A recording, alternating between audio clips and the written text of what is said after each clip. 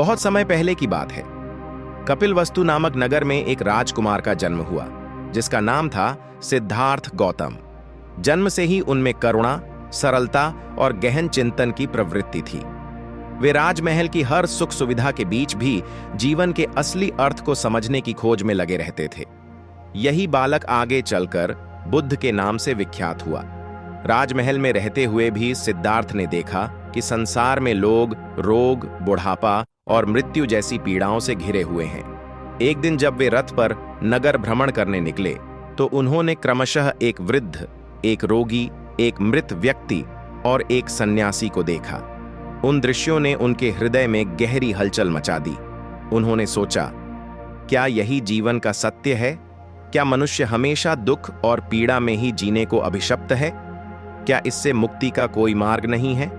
इन्हीं प्रश्नों का उत्तर खोजने के लिए सिद्धार्थ ने राजमहल, पत्नी यशोधरा और पुत्र राहुल को त्याग दिया। ये त्याग ही आगे चलकर मानवता के लिए सबसे बड़ी देन साबित हुआ। ज्ञान की खोज। सिद्धार्थ जंगलों में भटकते रहे, गुरुओं से शिक्षा ली, कठोर तप किए, परंतु उन्हें संतोष नहीं मिला। वे समझ गए कि अत्यधिक भोग और अत्यधिक त्याग दोनों ही रास्ते सही नहीं हैं। अंततः वे बोध गया के पीपल वृक्ष, बोधि वृक्ष के नीचे बैठे और संकल्प किया कि जब तक सत्य का ज्ञान न हो वे उठेंगे नहीं। कई दिन और रातों की साधना के बाद उन्हें वह ज्ञान प्राप्त हुआ जिसने संसार को रोशन कर दिया। सिद्धार्थ अब बुद्ध अर्थात जागृत पुरुष बन गए। बुद्ध के विचार, जीवन की धारा ज्ञान प्राप्त करने के बाद बुद्ध ने अपने अनुयायियों को जो बातें सिखाईं वे आज भी प्रासंगिक हैं। उनकी शिक्षा का सार था मध्यम मार्ग, यानी न तो अत्यधिक भोग में डूबना और न ही कठोर तप में शरीर को कष्ट देना। उन्होंने संसार को 4 आर्य सत्य बताए। 1. दुख है, जीवन में दुख अनिवार्य है। 2.